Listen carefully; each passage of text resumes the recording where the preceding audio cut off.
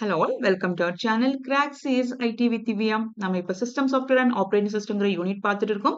இது வந்து நம்ம டிஆர்பி சிஎஸ் எக்ஸாமுக்கான ப்ரிப்பரேஷன் தான் போயிட்டு இருக்குது. ஸோ இந்த ஸ்கெடியூல் பிரகாரமா நம்மளோட கிளாஸஸ் போயிட்டு இருக்குது. ஆல்ரெடி 6 யூனிட்ஸ் கவர் பண்ணியிருக்கோம். இது வந்து நம்மளோட 7th unit. Okay. So already operating system நம்ம 2 கிளாஸஸ் முடிச்சிருக்கோம். லாஸ்ட் கிளாஸ்ல நம்ம என்ன பார்த்தோம்? ப்ராசஸ் சிங்க்ரோனைசேஷன் இம்பார்ட்டன்ட், வெரி இம்பார்ட்டன்டான டாபிக் படிச்சோம். ப்ராசஸ் சிங்க்ரோனைசேஷன் அண்ட் டெட்லாக் அது வந்து கவர் பண்ணோம். இன்னைக்கு கிளாஸ்ல வந்து அதை விட இம்பார்ட்டன்டான ஒரு topic, that is memory management. Okay, memory management வந்து மெயினா வந்து பேஜிங் அண்ட் செக்மெண்டேஷன்ங்கிற டாபிக்ஸ் இருக்கு. ஸோ நம்ம இன்னைக்கு மெமரி மேனேஜ்மெண்ட் ஃபுல்லாவே கவர் பண்ண போறோம். Okay, so let us start. Okay, so memory management இல்ல first topic, what is physical address and logical address. இது வந்து கண்டிப்பா தெரிஞ்சாதான் நமக்கு proceed பண்ண முடியும். So physical address means what? Physical address means where the data is actually stores in the main memory. So it is basically main memory address தான் வந்துட்டு physical address அப்படின்னு சொல்லுவோம். கொஸ்டின் வந்துட்டு இதுல இருந்து நிறைய நியூமரிக்கல் கொஸ்டின்ஸ் எல்லாம் வரும். அப்போ வந்துட்டு மெயின் மெமரி அட்ரஸ் அப்படின்னு கொடுத்துட்டோம் அப்படின்னா அதுக்கு meaning that is physical address அப்படின்னு தான். ஓகே, ஸோ இந்த டேட்டா வந்து எங்க ஸ்டோர் ஆயிருக்கு எக்ஸாக்ட்லி இந்த main memory, that is called physical address. It specifies the actual location of data in the memory hardware. And what is logical address? Logical address is generated by CPU during the program execution. Program execute பண்ணும்போது நமக்கு ஒரு address வந்து யாரு கொடுப்பாங்க? CPU வந்து கொடுப்பாங்க. Logical address அப்படின்னு. Okay. So the another name of logical address is virtual address. Virtual address and logical address both are same. Now, நமக்கு வந்து இந்த physical address வந்து யூசர்னால டைரக்டா ஆக்சஸ் பண்ண முடியாது. Through this logical address only we are accessing the data in the physical address, right? So who is handling this conversion? நமக்கு தெரிஞ்சது logical address தான். ஆனா அந்த exact data வந்து எங்க இருக்குங்கிறத access பண்ணணும்னா we have to convert this logical address into physical address. That is done by hardware component called memory management unit. Handles the translation of logical address into physical address. Okay, so here there are two registers, base and limit registers. What is this? Base register means நமக்கு ஒரு program execute பண்ணும்போது அந்த program இல்லைன்னா அந்த ப்ராசஸ்க்காக CPU வந்து ஒரு space கொடுப்பாங்க. இப்போ வந்து மெமரியில வந்துட்டு நிறைய பிளாக்ஸ் ஆஃப் மெமரி இருக்குல்ல. ஸோ இதுல வந்து நமக்கு ஒரு ஃபார் எக்ஸாம்பிள் 2000ங்கிற அட்ரஸ்ல இருந்து ஒரு 5000 வரைக்கும் வந்து நமக்கு ஒரு ஸ்பேஸ் கொடுத்துருக்காங்க. ஓகே, ஸோ இந்த 2000ங்கிறது தான் வந்துட்டு base register value. Okay, so இந்த பிளேஸ்ல இருந்து நம்ம ஸ்டார்ட் பண்ணிட்டு 5000 வரைக்கும் இருக்கிற இந்த மெமரி வந்து நம்ம யூஸ் பண்ணிக்கலாம். ஸோ லிமிட் ரெஜிஸ்டர் என்ன இருக்கும்? Limit register is 3000. இந்த 2000ல இருந்து 5000 வரைக்கும் எவ்வளவு மெமரி ஸ்பேஸ் இருக்கு? 3000 ஸ்பேஸ் தானே இருக்கு. So 3000 is the limit register. So அதுக்கு மேல தாண்டக்கூடாது. அதுக்கு மேல இருக்கிற பியாண்ட் தட் லிமிட் ரெஜிஸ்டர் நம்ம ஆக்சஸ் பண்ண ட்ரை பண்ணும்போது உங்களுக்கு ஒரு எரர் வரும். அந்த எரரை என்ன சொல்லுவோம்? ட்ராப் தான் சொல்லுவோம் அந்த எரரை. ஓகே, ஸோ அது வந்துட்டு மெமரி ப்ரொடெக்ஷன் ரூல்ஸ்க்கு against. Okay, so memory violation நடக்குது அங்கே. ஸோ ஒவ்வொரு டைமும் நம்ம வந்துட்டு யூசர் வந்து மெமரி ஆக்சஸ் பண்ண ட்ரை பண்ணும்போது CPU என்ன பண்ணும்? செக் பண்ணும். என்ன செக் பண்ணும் அப்படின்னா, is it falls within the boundary set by this register. இந்த ரெஜிஸ்டர்ஸ்குள்ள இருக்குதா அப்படின்னு சொல்லி செக் பண்ணும். For example, base register value is 1000 and this what you call this limit register is 500 அப்படின்னா கண்டிப்பா இந்த 500க்கு லெஸ் தான் இருக்கிற இதா இருக்கணும். என்ன? Logical address. ஃபார் எக்ஸாம்பிள், நான் வந்துட்டு என்னோட லாஜிக்கல் அட்ரஸ் இஸ் வந்து 550. ஓகே, 515 கொடுத்துருக்கு அப்படின்னா இவங்க வந்துட்டு மெமரி மேனேஜ்மெண்ட் யூனிட் வந்து இந்த 1000ஐயும் 500ஐயும் கூட ஆட் பண்ணிட்டு 1515 சொல்லிட்டு தான் உங்களுக்கு physical address வந்து கிடைக்குது. Okay, told you that logical conversion of logical address into physical address அப்படின்னு சொன்னோம்ல. ஸோ 1515 போது என்ன ஆகுது? 1515னா it's beyond the limit because 500 வரைக்கும் தான் நமக்கு allowed இருக்கு. So it should be less than 500 இருக்கணும். ஸோ இந்த 515 கொடுத்தனா உங்களுக்கு டினே ஆகும், ஆக்சஸ் டினே ஆகும், you will get an error. So it should be maximum வேணா 500 வரைக்கும் இருக்கலாம். ஓகே, ஸோ ஒவ்வொரு டைம் இது வந்து யூசர் CPU வந்து செக் பண்ணும். It's falls under the limit ரெஜிஸ்டரா இல்லையாங்கிறது செக் பண்ணும். ஓகே, ஸோ இப்போ 40ங்கிற ஒரு லாஜிக்கல் அட்ரஸ் இருக்கு அப்படின்னா உங்களுக்கு என்ன இருக்கும்? 1000 + 40. பேஸ் ரெஜிஸ்டர் 1000 இருக்குன்னா 1000 + 40 1040ங்கிறதா இருக்கும் உங்களோட physical address. Okay, And if a program running in user mode try to access memory outside this range, such as operating system's memory or that of another user, CPU triggers a trap to the operating system which handles the violation of critical error. Okay, so இதுதான் வந்து base and limit register அப்படின்னா. Now there is a concept called swapping. நமக்கு முன்னாடியே ஸ்வாப்பிங்கிறது தெரியும். மெமரியில இருந்து வெளியில அனுப்புறது தான் வந்து ஸ்வாப் அவுட், மெமரிக்கு கொண்டு வரது வந்து ஸ்வாப்பின் அப்படின்னு சொல்றோம்ல. இதுல வந்து இன்னும் இதுல நம்ம யூஸ் பண்ற டேர்ம் வந்து ரோல் அவுட் அண்ட் ரோல் இன். இது இம்பார்ட்டன்ட் தான். A process can be temporarily moved out of main memory to a backing store. இதுவும் இம்பார்ட்டன்ட் தான். A process can be temporarily moved out of main மெமரியில இருந்து ப்ராசஸை வந்து அவுட் பண்றோம். எங்க கொண்டு போறோம்? Backing store. இந்த டேர்ம் நோட் பண்ணிக்கோங்க. இப்படியே கேட்பாங்க. பேக்கிங் ஸ்டோர் என்ன அப்படின்னா ஒரு ஹை ஸ்பீட் டிஸ்க் தான். ஓகே, ஒரு ஹை ஸ்பீட் டிஸ்க் தான் பேக்கிங் ஸ்டோர் அப்படின்னா அதுக்கு வந்துட்டு ஒரு ஃபுல் அந்த நம்ம கொடுக்குற அந்த ப்ராசஸை ஃபுல்லா ஹோல்ட் பண்றதுக்கு இருக்க ஒரு கெப்பாசிட்டி இருக்கும் இந்த பேக்கிங் ஸ்டோருக்கு. ஸோ மெயின் மெமரியில நம்ம வெளியில அனுப்புற ப்ராசஸை வந்து எங்க கொண்டு போகுது? Backing store. And later brought back to memory to resume execution. தேவை இருக்கும்போது மறுபடியும் மெமரிக்கு கொண்டு வரும். இந்த ப்ராசஸ் தான் ஸ்வாப்பிங் ஸ்வாப் அவுட்னு சொல்றோம்ல. இதுக்கு வந்து நம்ம இதுல என்ன இந்த மெமரி மேனேஜ்மெண்ட் கான்செப்டில் வந்து யூஸ் பண்ணும்போது ரோல் அவுட் ரோலிங்கிற டேர்ம் தான் யூஸ் பண்றோம். It's a variation of the swapping technique used in priority based scheduling. In this approach, a lower priority process is swapped out to make space for higher priority process. ഒരു நம்ம ப்ராசஸோட higher priority ஒரு ப்ராசஸ் வரும்போது roll out பண்ணும். Roll out to backing store. Then அதுக்கப்புறம் நம்மளோட process execution time ஆகும்போது rolling to the main memory. Okay, so இந்த டேர்ம்ஸ் நோட் பண்ணிக்கோங்க. நெக்ஸ்ட் ஓகே, டபுள் பஃபரிங் அப்படின்னா என்ன? இப்போ வந்து நம்ம கிட்ட இருக்கிற ப்ராசஸ் வந்து இப்போ ரோல் அவுட் பண்ண போறோம். பிகாஸ் நம்மளோட அதிகமா ப்ரையாரிட்டி இருக்கிற ஒரு ப்ராசஸ் வந்திருக்கு. ஸோ ரோல் அவுட் பண்ண போறோம். பட் இவங்களை ரோல் அவுட் பண்றதுக்கு முன்னாடி பார்த்தேன்னா என்னோட ப்ராசஸ் வந்து ஆல்ரெடி இன்புட் அவுட்புட் ஆப்ரேஷன் பண்ணிட்டு இருக்குது. ஓகே, இப்போ அவங்களுக்கு சிபியூ தேவையில்லை. அவங்களுக்கு இப்போ மெயின் மெமரி சிபியூ தேவையில்லை. இப்போ எக்ஸிக்யூட் பண்ண மாட்டாங்க, பண்ண போறது இல்ல. ஸோ மெயின் மெமரியில் இருக்கணுங்கிற அவசியம் கிடையாது. பட் அவங்க இன்புட் அவுட்புட் ஆப்ரேஷன் பண்ணிட்டு இருக்காங்க. Okay, so pending input output operations இருக்கு. ஸோ அவங்கள வந்து நமக்கு ஸ்வாப் அவுட் வந்து ஈஸியா பண்ண முடியாது. பிகாஸ் இன்புட் அவுட்புட் ஆப்ரேஷன் பாதி முடிச்சிட்டு இருக்காங்க. Okay, a process with pending input output operation cannot be swapped out because input out might be directed to a wrong process. Okay, so அது வந்துட்டு இஷ்யூ, அங்கே ஒரு எரர் வர சான்ஸ் இருக்கு. So அதை என்ன பண்ணணும்னா இந்த பெண்டிங் இன்புட் அவுட்புட்டை என்ன பண்ணணும்னா இன்னொரு kernel transfer to a kernel ஸ்பேஸுக்கு வந்து ட்ரான்ஸ்ஃபர் பண்ணும். அந்த இன்புட் அவுட்புட் பெண்டிங்கா இருக்கிற அந்த ப்ரோக்ராமை கொண்டு போயிட்டு கேர்னல் ஸ்பேஸுக்கு மாத்திட்டு அதுக்கப்புறம் அங்கிருந்து இன்புட் அவுட்புட் டிவைஸுக்கு வந்து ஃபார்வர்ட் பண்ணும். இந்த டெக்னிக் தான் வந்து டபுள் பஃபரிங் சொல்லுவோம். நோட் பண்ணி வச்சுக்கோங்க. ஓகே, ஸோ ஸ்வாப் அவுட் பண்ணும்போது ரோல் அவுட் பண்ணும்போது இன்கேஸ் வந்து அந்த ப்ராசஸ் வந்து பெண்டிங் இன்புட் அவுட்புட் ஆப்ரேஷன் பண்ணிட்டு இருக்காங்க அப்படின்னா வந்து அவங்கள டைரக்டா ரோல் அவுட் பண்ண முடியாது. அதுக்கு பதில் அவங்கள கர்னல் ஸ்பேஸுக்கு கொண்டு போயிட்டு அந்த இன்புட் அவுட்புட் பெண்டிங் இன்புட் அவுட்புட்டை கர்னல் ஸ்பேஸுக்கு கொண்டு போயிட்டு தான் வந்துட்டு இன்புட் அவுட்புட் டிவைஸுக்கு ஃபார்வர்ட் பண்ணுவோம்.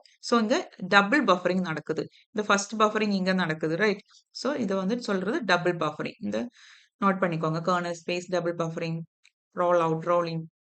Okay, now memory management addressing scheme நம்ம படிக்க போறோம். இதுல வந்துட்டு continuous memory contiguous memory allocation, non contiguous memory allocation அந்த மாதிரி இருக்கு.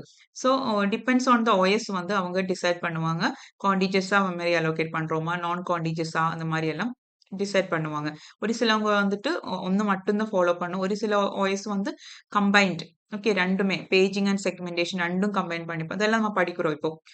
இன் கான்டிஜியஸ் மெமரி அலோகேஷன், கான்டிஜியஸ்னாலே உங்களுக்கு தெரியும் கண்டினியூஸ் பிளேஸ்ல இருக்கு இல்ல.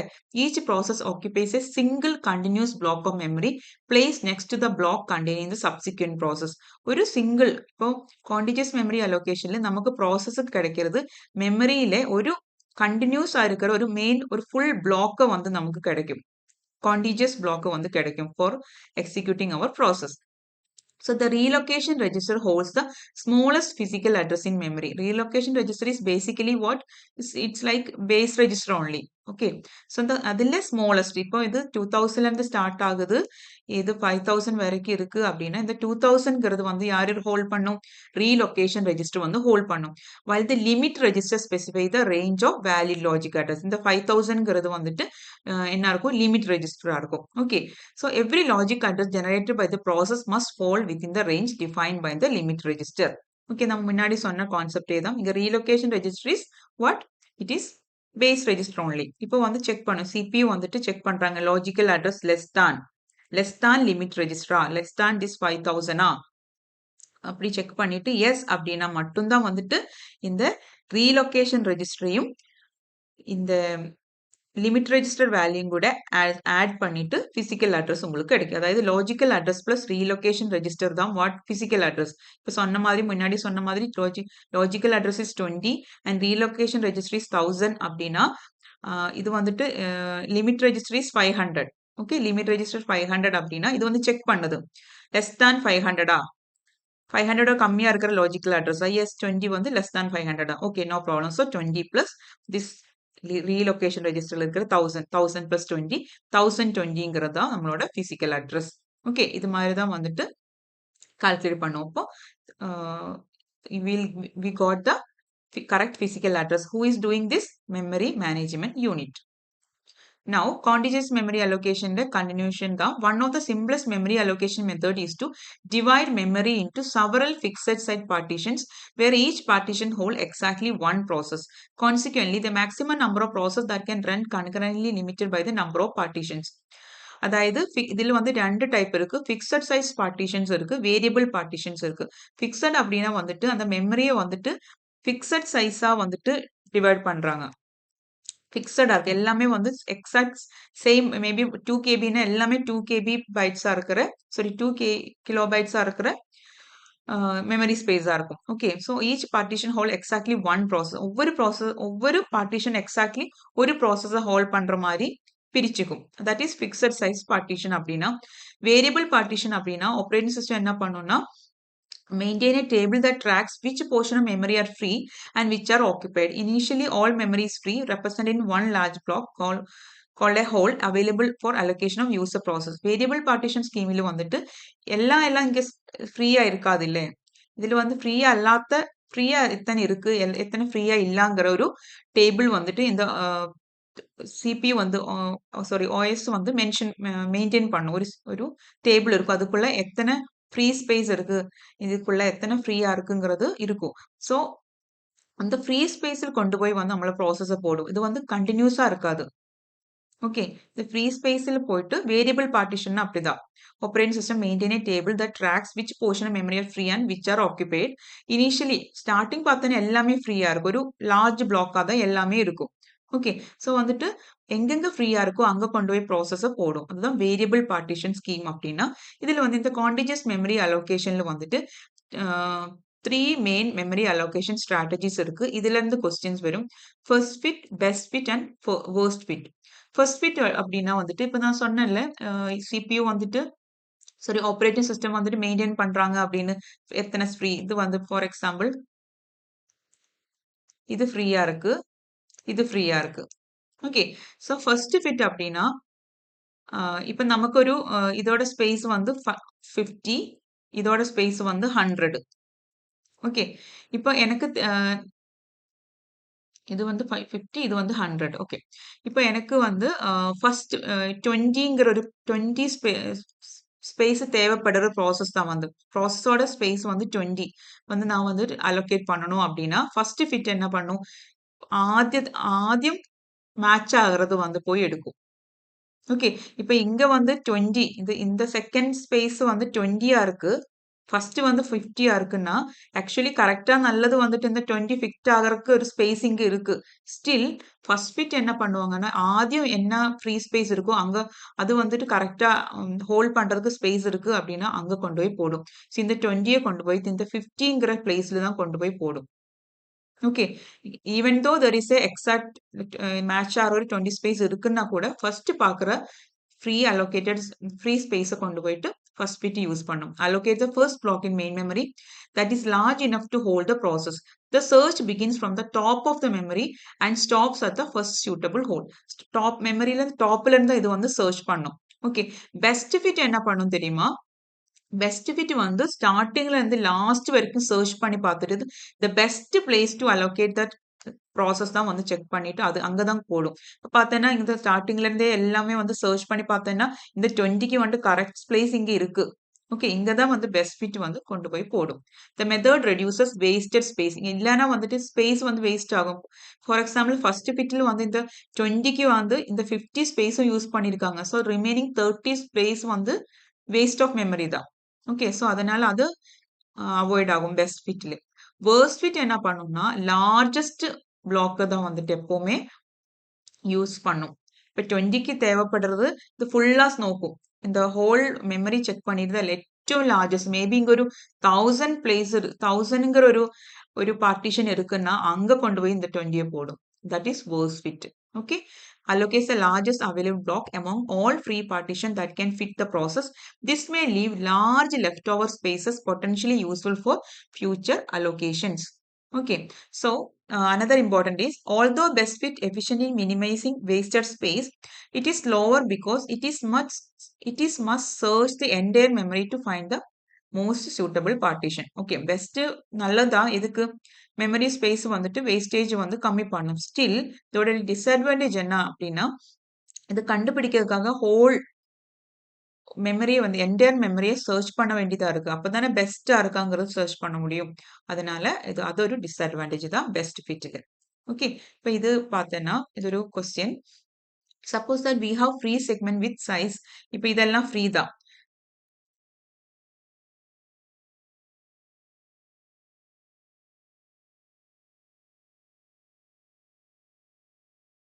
ஓகே, சாரி, இதெல்லாம் ஃப்ரீ ஸ்பேஸ் தான். இது வந்து ஆக்கிபைடு. இது ஆக்கிபைடு. ஓகே, இதெல்லாம் ஃப்ரீ ஸ்பேஸ். இது திஸ் இஸ் ஆக்கிபைடு. ஃப்ரீ இல்ல, இதெல்லாம் வந்து ஆக்கிபைடா இருக்கு. Not free, not free. நான் தெரியாம ஃப்ரீ அப்படின்னு கொடுத்துட்டேன்.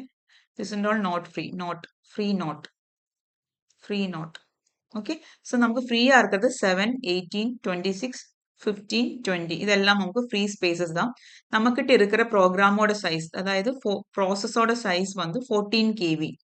இப்போ வந்து பெஸ்ட் ஃபிட் எங்க கொண்டு போடும், ஃபர்ஸ்ட் ஃபிட் எங்க போடும், வேர்ஸ்ட் ஃபிட் எங்க கொண்டு போடுங்க தான் பார்க்க போறோம். ஓகே, ஸோ நீங்க இது போஸ்ட் பண்ணிட்டு நீங்க பார்க்கணும். ஓகே, ஸோ 14 KBனா ஃபர்ஸ்ட் ஃபிட் வந்து ஸ்டார்டிங்ல இருந்து மெமரியில டாப்ல இருந்து செக் பண்ணிட்டே போறாங்க. ஓகே, ஸோ 7ல வந்து போட முடியாது. ஓகே, 18. ஸோ கண்டிப்பா இந்த பிளேஸ் தான் வந்துட்டு யாரு எடுப்பாங்க, ஃபர்ஸ்ட் ஃபிட் எடுப்பாங்க. பெஸ்ட் ஃபிட் என்ன பண்ணும்னா சர்ச் பண்ணிட்டே போகும். என்டையர் மெமரி சர்ச் பண்ணிட்டு பெஸ்ட் பிளேஸ் பார்க்கும். 14 கேபிக்கு 18, 26, 15, 20. ஓகே, கண்டிப்பா பெஸ்ட் ஃபிட் வந்து இதுதான். அப்போ மெமரி வேஸ்டேஜ் வந்து இங்க கம்மி தான். ஒன்று தான் எக்ஸ்ட்ரா வருது. ஸோ இது வந்து பெஸ்ட் ஃபிட் வந்து இப்படிதான் வந்துட்டு அலோகேட் பண்ணும். அண்ட் வேர்ஸ்ட் ஃபிட் என்ன பண்ணும், 14 இது ஃபுல்லா சர்ச் பண்ணி த வேர்ஸ்டா இருக்கிறது 26 தான் வந்துட்டு மேக்ஸிமம் ஸ்பேஸ் இருக்கு. ஸோ இது வந்து 26ல கொண்டு போயிட்டு யாரு போடும், வேர்ஸ்ட் ஃபிட் வந்து போடும். ஓகே, கிளியர் ஆயிருக்கும்னு நினைக்கிறேன். ஓகே, ஸோ இந்த கொஸ்டின் பார்க்கலாம். Consider the request from the process in the given order 300K, 25K. இங்க 25K தான், அதனால தான் இங்க எழுதியிருக்கேன் நான். 25K, 125K and 50K. இது வந்து ப்ராசஸோட சைஸ். 4 ப்ராசஸ் இருக்கு. அப்புறம் மெமரி அவைலபிளா இருக்கிறது வந்து 150யும் 350Kயும் தான்.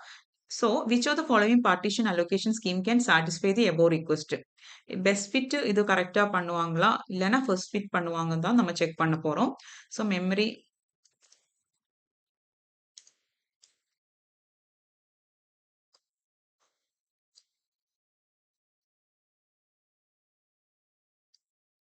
ஓகே, ஸோ இங்க வந்துட்டு எவ்வளோ ஸ்பேஸ் இருக்கு, 150K இருக்கு. ஓகே, இது வந்து ஃப்ரீ இல்ல. அப்புறம் இங்க வந்துட்டு 350 இருக்கு. ஓகே, ஸோ இதுதான் வந்து ஃப்ரீ. இது ரெண்டும் தான் ஃப்ரீயா இருக்கு. இப்போ ஃபர்ஸ்ட் 300Kங்கிறது வருது. 300ங்கிறது ஒரு ப்ராசஸோட சைஸ். 300 வரும்போது ஃபர்ஸ்ட் ஃபிட் என்ன பண்ணும், இங்க வந்து ஃபிட் ஆகுதான் பார்க்கும். இல்ல, அப்புறம் இங்க ஃபிட் ஆகுது. ஓகே, ஸோ வந்துட்டு 300 ஸ்பேஸில் கொண்டு போயிட்டு இதை போடும். இந்த 300 இங்க போட்டுட்டு அப்போ மீதி வந்து இங்க இது வந்து இப்போ ஆக்கிபைடா இருக்கு. அப்புறம் 50 வந்து மீதி இருக்கு. ஓகே, ஸ்பேஸ் வந்து இங்க 50 இருக்கு. நெக்ஸ்ட் வந்து 25 கோட் போடணும். யாரு நம்ம ஃபர்ஸ்ட் பார்க்க போறது ஃபர்ஸ்ட் பிட் என்ன பண்ணும் தான். 25 வந்துட்டு ஃபர்ஸ்ட் பிட்டில் வந்துட்டு ஆദ്യം என்ன ஃப்ரீயா இருக்கோ அதுதான் வந்து போடும்ல. ஸோ 25ன்னா 25 இங்க போட்டுட்டு, அப்போ இப்ப இங்க பாக்கி 125 இருக்கு. நெக்ஸ்ட் வந்து 125ங்கிற ப்ராசஸ். ஓகே, ஈஸியா வந்துட்டு ப்ராஸ் அ சி இந்த ஃபர்ஸ்ட் பிட் என்ன பண்ணும்? ஆദ്യத்தது ஃப்ரீயா இருக்கான்னு பார்க்கும். 25 இல்ல ஃப்ரீ கிடையாது. ஓகே, இங்க வந்து ஃப்ரீயா இருக்கு. 125 கரெக்ட்டா மேட்ச் ஆகுது. ஸோ 125ன கொண்டு போயிட்டு இங்க போடும். ஓகே, ஸோ அதுவும் வந்து சாட்டிஸ்ஃபையா இருக்கு. நெக்ஸ்ட் வந்து மிச்சம் 50 நெக்ஸ்ட் ப்ராசஸோட சைஸ் 50. எஸ் 50 இங்க அவைலபிளா இருக்கு. ஸோ அதுவும் வந்துட்டு பண்ணுது. ஸோ ஃபர்ஸ்ட் பிட் கரெக்ட்டா வந்துட்டு எல்லா ஸ்பேஸுமே வந்து ஆக்குபை பண்ண முடியுது. எல்லா ப்ராசஸையும் வந்து கரெக்ட்டா அலோகேட் பண்ண முடிஞ்சுது. இதே வந்து இதே வந்து பெஸ்ட் ஃபிட் பண்ணும்போது எப்படி வருதுன்னு பார்க்கலாம். ஓகே, ஸோ இங்க 150 இங்க 350 300 right 300 not 150 and 350 150 and 350 okay. So first 300ங்கிற ப்ராசஸ் வருது. அப்ப கண்டிப்பா வந்து பெஸ்ட் ஃபிட் இங்க வந்துட்டு ஓகே 300ங்கிற ஸ்பேஸ்ல அத வந்துட்டு ப்ராசஸ்ன்னு கொண்டு போகும். ஓகே, அதுக்கப்புறம் இங்க மிச்சம் எவ்வளோ இருக்கு? 50 இப்போ இருக்கு. Now next is 25. அப்போ வந்துட்டு நம்மளோட பெஸ்ட் பிளேஸ்ல தான் கொண்டு போய் போடும். ஸோ இங்க ஃப்ரீயா இருக்கு. பட் இங்க போட மாட்டோம்.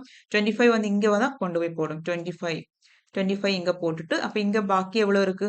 பாக்கி இப்போ 25 தான் ஃப்ரீ இருக்கு. ஒரு 25 இங்க ஃப்ரீ இருக்கு. ஓகே, 25. Now next is 125. அப்ப பெஸ்ட் ஃபிட்டுக்கு பார்த்தோம்னா இங்க 150 இருக்கு. Okay, so no problem. 125 வந்துட்டு இங்க கொண்டு போய் போடும். 125. அப்ப இங்க மிச்சம் எவ்வளவு இருக்கு? 25 வந்து மிச்சம் இருக்கு. ஸோ இங்க மிச்சம் இங்க ஒரு 25 இருக்கு. இந்த லாஸ்டில் வந்துட்டு 25 இருக்கு. இதுதான் வந்து நம்ம கிட்ட பாக்கி இருக்கிறது. ஓகே, ஸோ நமக்கு இனி அடுத்த ப்ராசஸோட சைஸ் வந்து 50. even though we have the whole என்ன சொல்றது இந்த 25 into 25 சேர்ந்தனா 50 இருக்கு. Free memory is totally 50 is available. Still we can't use this because this 25 is somewhere else and this 25 is where placed. ரெண்டுமே ரெண்டு இடத்துல இருக்கறனால இது வந்து contiguous கிடையாது. அப்போ இந்த பெஸ்ட் ஃபிட்னால கண்டிப்பா இந்த ப்ராசஸ வந்து கொண்டு போய் மெமரியில போட முடியாது. ஸோ இந்த கொஸ்டின்ல வந்துட்டு எது வந்து கரெக்ட்டா ஒர்க் ஆயிருச்சு? ஃபர்ஸ்ட் ஃபிட்டுக்கு வந்து பண்ண முடியுது. But not best fit. உங்களுக்கு புரியுதுன்னு நினைக்கிறேன். நீங்களும் இது மாதிரி வரைச்சிட்டு ட்ரை பண்ணணும். ஓகே, ஸோ ஓகே, நெக்ஸ்ட் வந்து மெமரி ஃப்ராக்மெண்டேஷன் என்னன்னு பார்க்கலாம். மெமரி ஃப்ராக்மெண்டேஷன் அப்படின்னா இப்போ வந்து நம்ம ப்ராசஸை வந்து மெமரியில கொண்டு போடுறோம்ல. ப்ராசஸ்க்கு வந்து எக்ஸிகியூஷன் டைமில் வந்து மெமரியை கொண்டு போய் அலோகேட் பண்றோம். அதுக்கப்புறம் அலோகேட் ஃபங்க்ஷன் முடிச்சதுக்கு அப்புறம் மறுபடியும் ஸ்வாப் அவுட் பண்றோம். அதோட எக்ஸிகியூஷன் முடிஞ்சது மெமரியில இருந்து வெளியில அனுப்புறோம், ரோல் அவுட் பண்றோம். இந்த மாதிரி டைம்ல என்ன ஆகுது அப்படின்னா அந்த பிக்சடா இருந்த அந்த பெரிய சைஸ் மெமரி வந்து ஸ்மால் ஃப்ரீ ஸ்பேஸா வந்துட்டு மாறுது. இந்த எக்ஸாம்பிள் பார்த்த மாதிரி இங்க வந்துட்டு 150 இருந்த ஒரு ஸ்பேஸ் 150ங்கிற ஹோல் ஸ்பேஸ் இருந்தது.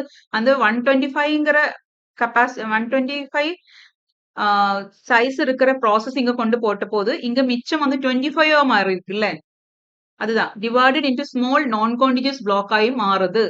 இங்க ஒரு 25 பிளாக் ஆயிடுச்சு. அப்புறம் இங்க வந்து அகைன் ஒரு 25 பிளாக் ஆயிடுது. அது மாதிரி பெரிய பெரிய அந்த பார்ட் ஆஃப் த மெமரியை வந்துட்டு ஸ்மால் நான் கான்டிஜியஸ் பிளாக் ஆகி மாறுது. ரைட். ஸோ அதனால என்ன ஆகுது அப்படின்னா it is difficult to allow memory to new process even though if the total free memory is sufficient. Total free இப்ப பார்த்தேன்னா இந்த எக்ஸாம்பிள் நமக்கு 50 சைஸ் இருக்கிற ஒரு ப்ராசஸ கொண்டு போடணும். ஆனா சைஸ் கரெக்டா இருக்கு. 25 இங்க இருக்கு, 25 இங்க இருக்கு. டோட்டலா வந்து 50 இருக்கு. But still we can't allocate it, right? To a new process even if the total memory is sufficient. This issue is known as fragmentation. So அந்த கொஸ்டின்ல நம்ம பார்த்த ப்ராப்ளத்தோட பேர் என்ன தெரியுமா? fragmentation. அது வந்து 2 டைப்ஸ் இருக்கு. external fragmentation and internal fragmentation. இப்போ நம்ம இந்த கொஸ்டின்ல பார்த்தது external fragmentation தான். மறுபடியும் சொல்றேன் என்ன external fragmentation னா it occurs when total free memory is enough to satisfy request but it is not contiguous, so the process cannot be allocated. நம்ம அதில் பார்த்த மாதிரியே இன்னொரு எக்ஸாம்பிள் பார்த்தீங்கன்னா 200Kங்கிற ஒரு ப்ராசஸ் இருக்கு. இங்க வந்து நம்மளோட மெமரிக்குள்ள வந்துட்டு இதெல்லாம் ஃப்ரீயா இருக்கிற இதெல்லாம் அலோகேட்டா இருக்கு. அதுக்கப்புறம் இங்க ஒரு 100 இருக்கு. அப்புறம் இது வந்து அலோகேட்டடா இருக்கு. அப்புறம் இங்க ஒரு 50 இருக்கு. ஓகே, அதுக்கப்புறம் மறுபடியும் இங்க வந்து அலோகேட்டடா இருக்கு. அப்புறம் வந்து இங்க ஒரு 75 இருக்கு. ஓகே, சோ இங்க 100. ஓகே, 100, 50, 75. நவ் நம்மளோட ப்ராசஸோட சைஸ் என்ன? 200. எங்கேயாவது இந்த 200 கொண்டு போய் போட முடியுமா? முடியாது. Because total space is more than enough but it is not contiguous. So நமக்கு இங்க அலோகேட் பண்ண முடியாது. இந்த ப்ராப்ளம் வந்துட்டு எக்ஸ்டர்னல் ஃப்ராக்மெண்டேஷன். இதோட சொல்யூஷன் வந்து கம்பேக்ஷன். கம்பேக்ஷன் அப்படின்னா rearranges memory contents to combine all free spaces into one large block, making it usable for larger allocations. இந்த 150, 75 இந்த இங்க ஃப்ரீயா இருக்கிற இந்த அங்கங்க இருக்கிற ஸ்ப்ரெட்டா இருக்கிற அப்புறம் இந்த ஸ்பேஸ் எல்லாம் கூட கம்பைன் பண்ணிட்டு ஒரு லார்ஜ் அலோகேஷனா லார்ஜ் ஸ்பேஸா வந்து ரீஅரேஞ்ச் பண்றதுதான் வந்துட்டு கம்பேக்ஷன் சொல்றோம். This is the solution for external fragmentation. இது எப்பவுமே கேட்கறதா இந்த வேர்டு ஞாபகத்தில் வச்சுக்கோங்க, கம்பேக்ஷன். அண்ட் இன்டர்னல் ஃப்ராக்மெண்டேஷன் அப்படின்னா என்ன? Internal fragmentation happens when the memory block allocated to a process is larger than needed. இப்போ எனக்கு 200K தான் என்னோட ப்ராசஸோட சைஸ் இருக்கு. ஆனா இந்த மெமரிக்குள்ள வந்துட்டு ஒரு ஃப்ரீ ஸ்பேஸ் இருக்கு. அந்த ஃப்ரீ ஸ்பேஸோட சைஸ் வந்து 500Kங்கிற ஒரு ஃப்ரீ ஸ்பேஸ் இருக்கு. ஏன்னா எனக்கு நான் போட போற ப்ராசஸ் வந்து இந்த 200Kங்கிற ப்ராசஸ் தான் வந்து நான் இங்க மெமரியில கொண்டு போய் அலோகேட் பண்ண போறேன். ஆனா வந்து 500 ஸ்பேஸ் தான் இருக்கு. ஸோ எனக்கு 300 இங்க வேஸ்ட் ஆகுது. Okay, so that is what internal fragmentation. Even though I don't want this much space, but there is no other option. எனக்கு வேற ஆப்ஷன் இல்லாதனால நான் இந்த ப்ராசஸ் இங்க போடுறேன். ஸோ இவ்வளோ மெமரி 300 மெமரி வந்துட்டு இங்க வேஸ்ட் ஆகுது. So that is internal fragmentation. So அது எப்போ நடக்குது? இந்த ப்ராசஸோட சைஸ் வந்துட்டு தேவை லார்ஜர் தான் நீடட் ஆகும்போது தான் இன்டர்னல் ஃப்ராக்மெண்டேஷன் நடக்குது. The unused space within that block is wasted. This usually results from fixed size block allocation where the process doesn't perfectly match the block size. Fixed size block allocation பண்ணும்போது தான் வந்துட்டு இந்த problem occur ஆகுது. Okay, so next is இப்போ நம்ம பார்த்துட்டு இருக்கிறது கான்டிஜியஸ் memory allocation பத்தி தான் படிச்சுட்டு இருக்கோம். நவ் நான் கான்டிஜியஸ் மெமரி அலோகேஷன் அப்படின்னா வந்துட்டு அதுல தான் வந்துட்டு 2 types இருக்கு, paging and segmentation. ஓகே, இது வந்து ரொம்ப important. This method enables a process to be divided into smaller parts that can be stored in various non-adjacent areas of memory. The main technique used for non-contiguous memory allocation are paging and segmentation. இது எப்போ வந்து use பண்றோம்? non-adjacent இங்க எல்லாம் வந்துட்டு ஃபிக்ஸடா இருந்தது. கான்டிஜியஸா வந்து நம்ம அலோகேட் பண்ணிட்டு இருந்தோம். பட் இங்க வந்து நான் கான்டிஜியஸ் அப்படின்னா வந்துட்டு ப்ராசஸ வந்துட்டு நம்ம ஃபுல்லாவே இப்ப இங்க என்ன பண்ணிட்டு இருந்தோம்? ஒரு ப்ராசஸ வந்து அப்படியே வந்து கொண்டு போடுறதுக்கு நம்ம ட்ரை பண்றோம். என்னோட சைஸ் 350 அப்படின்னா எனக்கு அந்த 350யும் வந்து எனக்கு அங்க ஏதாவது ஒரு ஸ்பேஸ்ல கொண்டு போடணும். ஓகே, அந்த 350 போய் ஸ்பிளிட் எல்லாம் பண்ண முடியாது. 350 எனக்கு அதுக்கு தகுந்த மாதிரி ஒரு பிளேஸ்ல கொண்டு போடணும். ஆனா நான் கான்டிஜியஸ் அப்படின்னா அந்த ப்ராசஸ வந்து ஃபுல்லா கூட ஃபுல் ப்ராசஸையும் கொண்டு நான் ஒரு இடத்துக்கு போடாம அந்த ப்ராசஸை நான் பல பார்ட்டா டிவைட் பண்ணிட்டு அந்த மெமரியில பல இடத்துலாயிட்டு கொண்டு போய் ஸ்டோர் பண்றேன். அதுதான் நான் contiguous memory allocation. Code it. இப்ப நம்ம இந்த கான்டிஜியஸ் நான் கான்டிஜியஸ் சொல்றது இத பத்தி இல்ல. இந்த primary memory, that is not primary memory, what you call this, physical memory பத்தி நம்ம சொல்லலாம். நம்மளோட ப்ராசஸ், நம்மளோட லாஜிக்கல் மெமரி, நம்மளோட ப்ராசஸ கொண்டு போய் போடுற பத்தி தான் நம்ம கான்டிஜியஸ் நான் கான்டிஜியஸ் சொல்றோம். கான்டிஜியஸ் நம்ம இது வரைக்கும் சொன்ன கான்டிஜியஸ்ல நம்ம என்ன பார்த்துட்டு இருந்தோம்? First fit, best fit, first ஃபிட்ல எல்லாம் அந்த ப்ராசஸ் கம்ப்ளீட்டா என்டையர் ப்ராசஸ வந்து ஒரு இடத்தில் போடுறதுக்கு நம்ம ட்ரை பண்ணிட்டு இருக்கோம். அப்பதான் இந்த இன்டர்னல் ஃப்ராக்மெண்டேஷன், எக்ஸ்டர்னல் ஃப்ராக்மெண்டேஷன் எல்லாம் ஹேப்பன் ஆயிருது. இனி நம்ம பார்க்க போறது இந்த ப்ராசஸ வந்து எனக்கு ஃபுல்லாவே வந்து ஒரு இடத்து போட வேண்டாம். நான் வந்து வேறொரு டெக்னிக் யூஸ் பண்றேன். இந்த ப்ராசஸையே நான் டிவைட் பண்றேன். பல பார்ட்ஸா டிவைட் பண்ணிட்டு எங்கெங்க ஸ்பேஸ் இருக்கோ அங்கங்க கொண்டு போய் போட போறேன். அதுதான் வந்துட்டு எந்த டாபிக்? நான் கான்டிஜியஸ் மெமரி அலோகேஷன். ஓகே, இத பத்தி டீடைலா பார்க்கலாம். Paging and segmentation. The process is split into fixed size units called pages, while the memory is divided into equally sized frames. இத பத்தி டீடைலா பார்ப்போம். இப்போ ஒரு இன்ட்ரோடக்ஷன் தான் இந்த ஸ்லைடுல வச்சிருக்கேன். A page table is maintained by the operating system maps each logical page to a corresponding physical frame.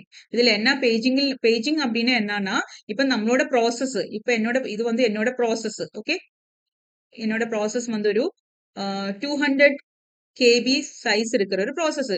இதை நான் என்ன பண்ண போறேன்னா, இந்த 200 வந்துட்டு ஒரு 50 சொல்லிட்டு 4 பேஜஸா பிரிக்க போறேன். 1 2 3 4 ஈக்குவல் சைஸா வந்துட்டு 4 பேஜஸா பிரிச்சுட்டு, okay, page number page 1, page 2, page 3, page 4 சொல்லி 4 பேஜ பிரிச்சு நான் என்ன பண்ண போறேன்? இதை கொண்டு போயிட்டு மெமரி, அப்ப வந்து பிரைமரி மெமரியும் வந்துட்டு பிக்சடா வந்து பிரிச்சு வைக்கும். இந்த நான் கான்டிஜியஸ் மெமரி அலோகேஷனாலே பிரைமரி மெமரியும் ஃபிக்ஸடா பிரிச்சு வைக்கும். அப்புறம் லாஜிக்கல் மெமரி இது மாதிரி ஃபிக்ஸட் சைஸ் யூனிட்டா பிரிச்சு வைக்கும். இந்த லாஜிக்கல் மெமரி பிரிச்சு வைக்கிறதுக்கு நம்ம என்ன சொல்லுவோம்? Pages. Okay, this is logical memory. Logical memory நம்ம என்ன சொல்லுவோம்? Pages. Pages, each page is each அந்த process divided into fixed size units called pages. அதே போல இது வந்து primary memory. That is not primary memory, we call it as main memory. Okay, this is main memory or we can call it as physical address. Okay, physical addressம் அதே மாதிரி fixed பிளாக்கா வந்து பிரிச்சு வச்சிருக்கும். Fixed பிளாக்கா பிரிக்க வைக்கும். இந்த ஒவ்வொரு பிளாக்கா பிரிக்கிறதுன்னு என்ன சொல்லுவோம்? ஃப்ரேம் அப்படின்னு சொல்லுவோம். Okay, so frame is related to physical memory, pages is related to what? Logical memory. அது ஃபர்ஸ்ட் தரவா பண்ணிக்கோங்க. Okay, so page table. அதுக்கப்புறம் இப்போ இந்த பேஜ் நான் 4 பேஜ் இங்க போட்டு வச்சிருக்கேன். ஓகே, இங்க வந்து இந்த ஒவ்வொரு பேஜும் வந்து என்ன பண்ணுவேன்னா, எங்க ஸ்பேஸ் இருக்கோ மேபி இந்த ஃபோர்த் பேஜுக்கு எனக்கு கிடைச்சிருக்கிற ஸ்பேஸ் மேபி இங்க ஃப்ரேம் நம்பர், இது வந்து ஃப்ரேம் நம்பர் 8ன்னு வச்சுக்கோங்க. ஓகே, ஒரு எக்ஸாம்பிள் சொல்றேன். நிறைய ஃப்ரேம்ஸ் இருக்கும். ஓகே, நிறைய பெரிய மெமரி இல்லை, நிறைய ஃப்ரேம்ஸ் இருக்கும். எனக்கு இந்த பேஜ் நம்பர் 4 வந்துட்டு பேஜ் நம்பர் 8ல கிடைச்சிருக்கு. அப்புறம் மேபி இது வந்து 16 பேஜ், இது வந்து ஃப்ரேம் நம்பர் 16 வச்சுக்கோங்க. அப்ப என்ன பேஜ் நம்பர் 1 போயிருக்கிறது எங்க? ஃப்ரேம் நம்பர் 16ல போயிருக்கு. அது மாதிரி அந்த பிரைமரி அந்த மெயின் மெமரியில எங்க ஸ்பேஸ் இருக்கோ, எங்காவது காண்டிஜஸாவே இல்ல, எங்கேயாவது எல்லாம் ஸ்பேஸ் இருக்க இடத்தெல்லாம் கொண்டு போய் இந்த ப்ராசஸ பிரிச்சு கொண்டு போய் போடுறோம். ஆனா நமக்கு தெரியணும் இல்ல, நம்மளோட ப்ராசஸ் ஒவ்வொன்றும் ஒவ்வொரு பேஜும் வந்து எங்கெங்க போயிருக்குன்னு தெரியணும் இல்ல. அப்பதானே நமக்கு அது கரெக்டா அலோகேட் எடுக்க முடியும், ஆக்சஸ் பண்ண முடியும். அதுக்காக என்ன வேணும்? ஒரு பேஜ் டேபிள் வேணும். ஓகே, ஒரு பேஜ் டேபிள் மெயின்டைன் பண்ணும். அந்த பேஜ் டேபிள்குள்ள என்னென்ன இருக்கும்? பேஜ் நம்பரும் இருக்கும், அப்புறம் ஃப்ரேம் நம்பரும் இருக்கும். Page number and frame number இருக்கும். அப்ப இந்த page number, first page number 4th ஃப்ரேமில் இருக்கு, செகண்ட் பேஜ் நம்பர் 16th ஃப்ரேமில் இருக்கு. அது மாதிரி ஒரு பேஜ் டேபிள் இருக்கும். இது வந்து OS மெயின்டைன் பண்ணுவாங்க. இந்த பேஜ் டேபிள் வந்து ரெஜிஸ்டர்ல, ஸ்மால் பேஜ் டேபிள் அப்படின்னா ரெஜிஸ்டர்ல கொண்டு ஸ்டோர் பண்ணும். இல்ல பெரிய பேஜ் டேபிளா இருக்கு அப்படின்னா மெயின் மெமரியில் போய் ஸ்டோர் ஆகும். இதுக்கு வந்து OS வந்து மெயின்டைன் பண்ணுவாங்க, CPU வந்து மெயின்டைன் பண்ணுவாங்க. ஓகே, சோ இது ஃபார் எக்ஸாம்பிள் இப்போ வந்து உங்களுக்கு ஒரு பெரிய பாக்ஸ் இருக்கு. ஓகே, அந்த பாக்ஸ் வந்து இல்ல பாக்ஸ் வேண்டாம், ஒரு பெரிய புக் இருக்கு. ஓகே, பெரிய புக். அந்த புக் வந்து நீங்க ஒரு ஷெல்ஃப் போட போறீங்க. பட் அந்த ஷெல்ஃபில் வந்து ஸ்பேஸ் இல்ல. அந்த புக் வந்து அலோகேட் பண்ற அளவுக்கு ஸ்பேஸ் இல்ல. அப்ப நீங்க அந்த புக்க வந்து என்ன பண்றீங்க? ஒரு பெரிய புக் இல்ல, அது ஒரு ഞാനൊരു 10 பார்ட்டா பிரிக்க போறேன். ஒரு 10 கொஞ்சம் ஒரு ஒரு ஒரு மேபி ஒரு 800 பேஜஸ் இருக்கிற புக்குன்னா நான் ஒரு 200 பேஜஸ் எல்லாம் கூட சேர்த்து ஒரு வச்சுட்டு அது மாதிரி 200 அப்படி நான் ஒரு 4 பார்ட்டா பிரிக்கிறேன். ஓகே, அந்த 4 பார்ட்டா பிரிச்சுட்டு அந்த ஃபர்ஸ்ட் 200 பேஜ் வந்து எங்க ஸ்பேஸ் இருக்கோ அங்க கொண்டு போடுவேன். இன்னொரு 200 வந்துட்டு அடுத்த ஒரு ஸ்பேஸ் இருக்கிற இடத்துக்கு கொண்டு போட்டுட்டு ஓகே, அது மாதிரி கொண்டு போடுறேன். அப்ப எனக்கு தெரியணும்ல, என்னோட ஃபர்ஸ்ட் பேஜ், ஃபர்ஸ்ட் செட் எங்க இருக்குன்னு எனக்கு தெரியணும். செகண்ட் செட் எங்க இருக்குன்னு தெரிஞ்சாதான் என்னால அந்த அந்த புக்கை திருப்பி எடுக்க முடியும், ரைட்? சோ அதுக்காக நான் வந்து ஒரு இண்டெக்ஸ் வந்து ரெடி பண்ணுவேன். ஓகே, இந்த பேஜ் நம்பர் இந்த செகண்ட் ஷெல்ஃபில் இருக்கு, தேர்ட் ஷெல்ஃபில் இருக்கு அப்படின்னு சொல்லிட்டு. அதே மாதிரி தான் இந்த பேஜ் டேபிள் ஒர்க் ஆகுது. இந்த பேஜ் வந்து எந்த ஃப்ரேம்ல இருக்குன்னு நமக்கு தெரியணும். அதுக்காக தான் இந்த பேஜ் டேபிள். ஓகே, இத பத்தி டீடைலா பார்ப்போம். அப்புறம் செக்மெண்டேஷன் அப்படின்னா பேஜிங் மாதிரியே தான் டிவைட் பண்றோம். பட் இங்க வந்து ஃபிக்ஸட் சைஸா இருக்காது, வேரியபிள் சைஸா இருக்கும். ஓகே, டிஃபரன்ஸ் இஸ் இங்க வேரியபிள் சைஸா பல பல சைஸ்ல வந்துட்டு பிரிக்கும். ஓகே, அப்புறம் another difference is இங்க பேஜிங் வந்துட்டு நம்ம எதுவும் பார்க்க மாட்டோம். லைக் ஃபிக்ஸடா வந்து அங்க பிரிச்சு வைக்கிறோம். செக்மெண்டேஷன் அப்படி கிடையாது. லாஜிக்கலா திங்க் பண்ணி கோட் பார்ட் எல்லாம் ஒரு கோட் பார்ட் மொத்தம் ஒரு டிவிஷனா, அப்புறம் வந்துட்டு குளோபல் வேரியபிள்ஸ் எல்லாம், குளோபல் ஸ்டாட்டிக் வேரியபிள் எல்லாம் செப்பரேட்டா, அப்புறம் ஸ்டாக் வேரியபிள்ஸ் எல்லாம் செப்பரேட், கோடிங் ரிலேட்டடா இருக்கிற குரூப் ஆஃப் திங்ஸை வந்து குரூப் பண்ணி கொண்டு போடுறோம். ஓகே, அப்ப வந்து கோடிங் பெருசா இருக்குன்னா கோடிங் பார்ட்டோட அந்த சைஸ் வந்து நம்ம பிரிச்சு வச்சுக்க சைஸ் பெருசா இருக்கும். மேபி குளோபல் ஸ்டாட்டிக் வேரியபிளோட சைஸ் வந்து கம்மியா இருக்கும். அது மாதிரி ஸோ வேரியபிள் சைஸா பிரிக்கிறோம் based on the logic of the program. Okay, the process is divided into segments of different sizes such as code, data, stack. The operating system uses இதுக்கு என்ன table வேணும்? இவங்களோட டேபிள் மெயின்டைன் பண்ணாதானே whole ப்ரோக்ராமோட part எங்க இருக்குன்னு தெரியும், கரெக்டா? So இதுக்கு என்ன டேபிள் வேணும்? Segment table to map each logical segment to a specific location in physical memory. So paging, segmentation, paging in fixed size, அது பேஜஸ் சொல்றோம். செக்மெண்டேஷன்ல வந்துட்டு பிக்சட் சைஸ் கிடையாது, வேரியபிள் சைஸா வந்து செக்மெண்ட்ஸா பிரிக்கிறோம் பேஸ்ட் ஆன் த லாஜிக். இது வந்து செக்மெண்ட் டேபிள் மெயின்டைன் பண்ணது. அப்புறம் மெயின் மெமரி வந்துட்டு நம்ம பிரிக்கிறோம், அது வந்து என்ன சொல்லுவோம், ஃப்ரேம்ஸ் அப்படின்னு சொல்லுவோம். ஓகே, இவ்வளவு கிளியரா இருக்குல்ல? Okay, so segmentation detail பார்க்கலாம். Segmentation is a memory management scheme that reflects the way programmers naturally view memory as a collection of logically related segments such as code, data and stack. Okay, so இந்த segmentation வந்து யாரு segmentation அப்படின்னா வந்து செக்மெண்ட்ஸா பிரிக்கிறோம். யாரு பிரிக்கிறோம்? Compiler வந்துட்டு இந்த ப்ரோக்ராமை ஒரு லாஜிக்கல் ப்ரோக்ராமர் வியூவில் வந்துட்டு டிவைட் பண்றாங்க. நம்ம முன்னாடி பார்த்துட்டோம் இல்லையா, கோடு, டேட்டா, ஸ்டாக் அப்படின்னு சொல்லிட்டு பிரிக்கிறோம். ஸோ வந்துட்டு இது வந்து எக்ஸிக்யூட் பண்ண டைம்ல வந்துட்டு சிபியூ வந்து இதுக்கு என்ன பண்ணும், ஒரு லாஜிக்கல் அட்ரஸ் வந்து இது பண்ணும், என்ன சொல்ற, லாஜிக்கல் அட்ரஸ் வந்து கிரியேட் பண்ணும் சொன்னோம்ல, ஜெனரேட் பண்ணும். Logical address generated by the CPU for this segment, right? இப்போ வந்து டிஃப்ரெண்ட் செக்மெண்டா இருக்கும். ஒவ்வொரு செக்மெண்ட்டுக்கும் ஒவ்வொரு சைஸா இருக்கும், because it is variable. Okay, now இதுக்கு எதோட லாஜிக்கல் அட்ரஸ் எப்படி இருக்கும் அப்படின்னா, செக்மெண்ட் நம்பர், அதுக்கப்புறம் ஆஃப்செட். செக்மெண்ட் நம்பர் அப்படின்னா இந்த பர்டிகுலர் செக்மெண்ட்டுக்கு ஒரு பேர் இருக்கு இல்ல, அதுதான் செக்மெண்ட் நம்பர். அது வந்து அந்த செக்மெண்ட் பர்டிகுலர் செக்மெண்ட் ஐடென்டிஃபை பண்றதுக்காக யூஸ் பண்றது. ஆஃப்செட் அப்படின்னா செக்மெண்டோட சைஸ் ஒவ்வொன்றும். இப்போ கோடு வந்துட்டு 4 கேபியா இருக்குன்னா ஆஃப்செட் என்ன இருக்கும், 4.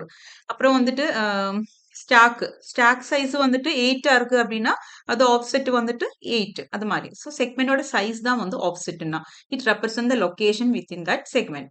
ஓகே, நவ் அப்போ அதுக்கப்புறம் செக்மெண்ட் டேபிள்ங்கிற ஒரு கான்செப்ட் இருக்கு. செக்மெண்ட் டேபிள் எதுக்காக, நம்ம செக்மெண்ட் டேபிள் நம்ம பேஜ் டேபிள்னு சொன்ன மாதிரியே செக்மெண்ட் டேபிள் வந்துட்டு செக்மெண்ட் நம்பரும் அதோட அது எந்த ஃப்ரேமில் கொண்டு போய் ஸ்டோர் ஆகுங்கிற நம்பரும் எல்லாம் நம்ம வந்துட்டு மென்ஷன் பண்றதுக்காக செக்மெண்ட் டேபிள் வந்து மெயின்டைன் பண்றோம். இது யூஸ் பண்ணி தான் வந்துட்டு இட்ஸ் லாஜிக்கல் அட்ரஸை வந்துட்டு நம்ம என்ன பண்றோம், பிசிக்கல் அட்ரஸுக்கு வந்துட்டு டிரான்ஸ்லேட் பண்றது. அதை யாரு பண்ணுவாங்க, MMU, that is memory management unit என்ன பண்ணுவாங்க, இந்த லாஜிக்கல் அட்ரஸை வந்து பிசிக்கல் அட்ரஸுக்கு வந்து கன்வெர்ட் பண்ணுவாங்க using the segment table only. ஏன்னா செக்மெண்ட் டேபிள் வச்சு தான் வந்துட்டு அவங்களுக்கு தெரியும் கரெக்டா எங்க இருக்குது, இந்த செக்மெண்ட் எந்த ஃப்ரேமில் இருக்குங்கிறது தெரியணும்னா செக்மெண்ட் டேபிள் தான் பார்க்கணும். ஓகே, ஸோ அதுக்கப்புறம் செக்மெண்ட் டேபிளுக்குள்ள பேஸ் லிமிட் அப்படின்னு சொல்லிட்டு இருக்கு. பேஸ் அப்படின்னா வந்துட்டு பேஸ் அந்த மெமரியில எந்த பிளேஸில் வந்து அந்த பர்டிகுலர் செக்மெண்ட் ஸ்டார்ட் ஆகுது. இப்போ இது வந்து கான்டிஜியஸ் நான் கான்டிஜியஸ் மெமரி அலோகேஷனை பத்தி நம்ம சொல்லிட்டு இருக்கோம். எங்கெங்க ஃப்ரீ ஸ்பேஸ் இருக்கோ அங்க கொண்டு போய் போடுவோம், பிரிச்சுட்டு அந்த ப்ரோக்ராம ஒரு லாஜிக்கலா பிரிச்சுட்டு கொண்டு போய் போடுறோம். அப்போ இந்த கோடு வந்து ஒரு செக்மெண்ட், டேட்டா சாரி ஓகே வேணும்னா சொல்லலாம், டேட்டாங்கிற இன்னொரு செக்மெண்ட், அப்புறம் ஸ்டாக்குன்னு இன்னொரு செக்மெண்ட், அது மாதிரி 3 செக்மெண்ட் இருக்குன்னு வச்சுக்கோங்க. ஸோ இந்த கோடை மொத்தமா வந்துட்டு ஒரு பிளேஸ் கொண்டு போடும், ஏதாவது ஒரு ஃப்ரீ ஸ்பேஸ். இந்த கோடையும் வந்து மறுபடியும் பிரிக்க மாட்டோம். இந்த கோடு ஃபுல்லா ஒரு குவான்டிஜியஸ் ஒரு லொகேஷன்ல கொண்டு ஸ்டோர் பண்ணும். ஏதாவது ஒரு ஃப்ரீ ஸ்பேஸ் இருக்குன்னா அதுக்கு கொண்டு போடும். அடுத்த ஃப்ரீ ஸ்பேஸ் கொண்டு போயிட்டு இந்த டேட்டா செக்மெண்ட்டை மொத்தமா கொண்டு போடும். அடுத்த ஃப்ரீ ஸ்பேஸ் கொண்டு போய் ஸ்டாக்கை கொண்டு மொத்தமா போடுவோம். ஸோ நான் குவான்டிஜியஸா வந்துட்டு ஒவ்வொரு செக்மெண்ட்டும் எங்கெங்கேயோ கொண்டு போய் போடுது.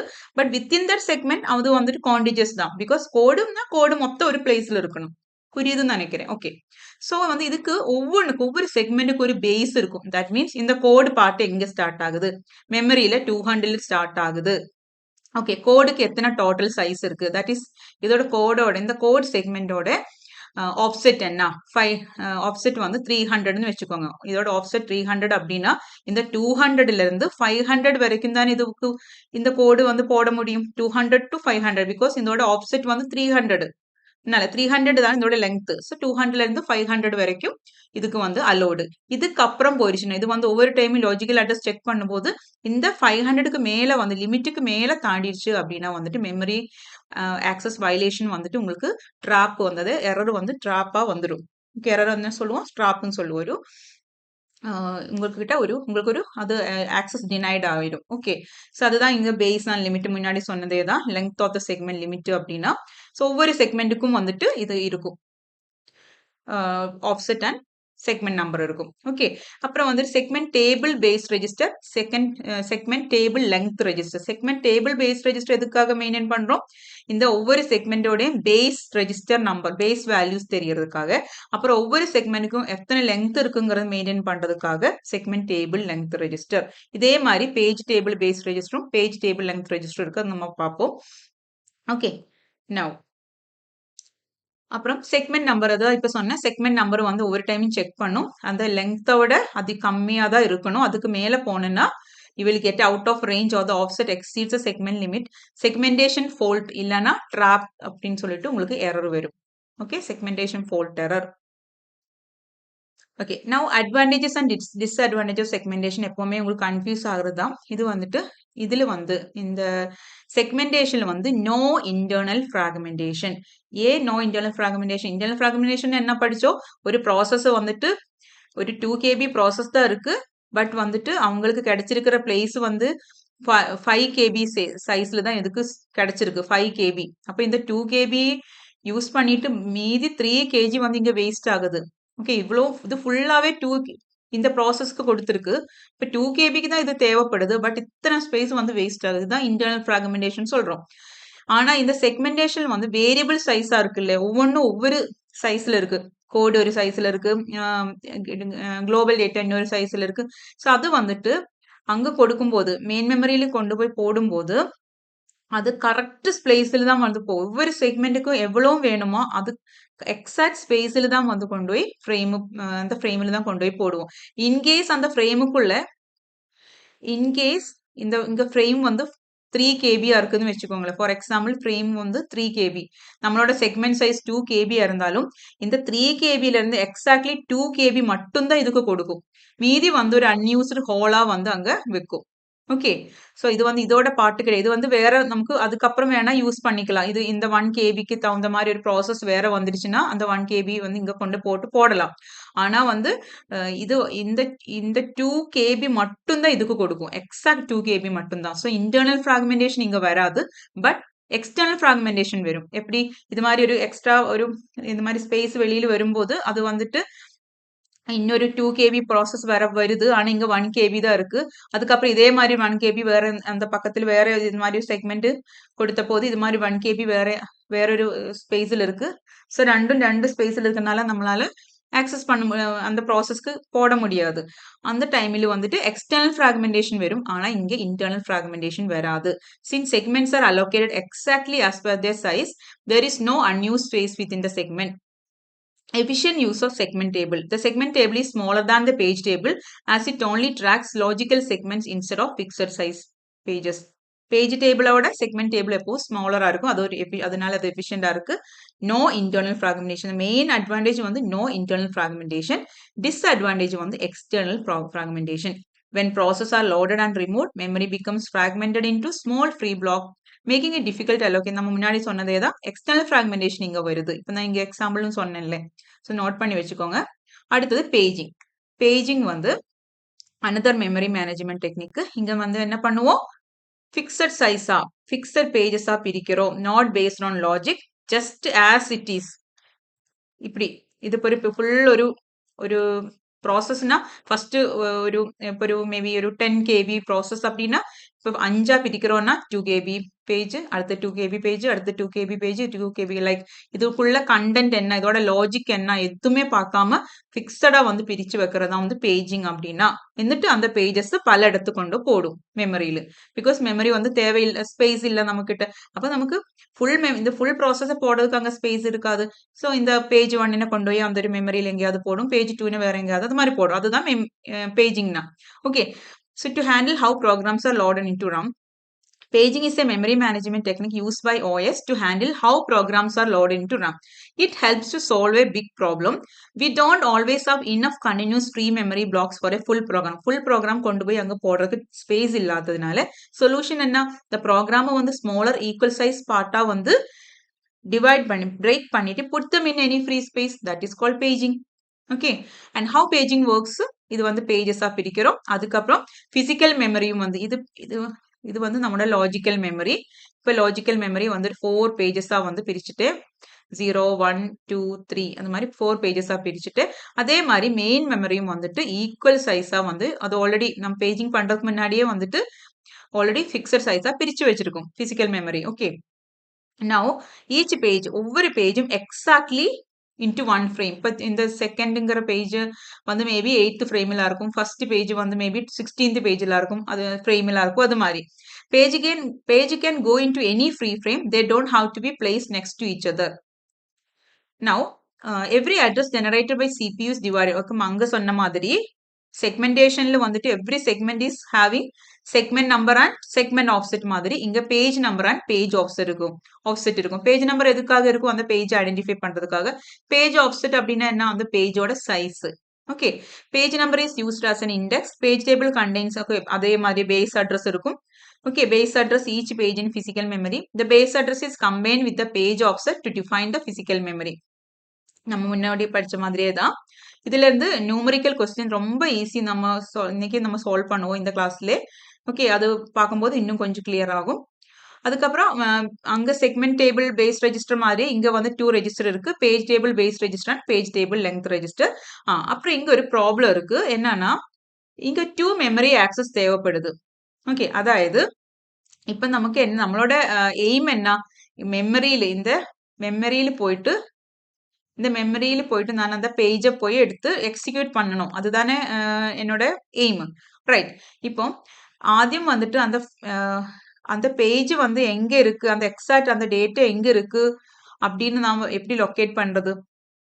ஃபர்ஸ்ட் வந்து என்கிட்ட பேஜ் நம்பர் இருக்குல்ல, ஃபர்ஸ்ட் வந்து அந்த பேஜ் அங்க இருக்கா, அந்த மெமரியில எங்க இருக்குன்னு எனக்கு தெரியாது. அது தெரியணும் அப்படின்னா ஃபர்ஸ்ட் நான் பேஜ் நம்பர் வச்சுதான் எனக்கு ஐடென்டிஃபை பண்ண முடியும், ரைட்? ஸோ அந்த பேஜ் நம்பர் எங்க இருக்கு?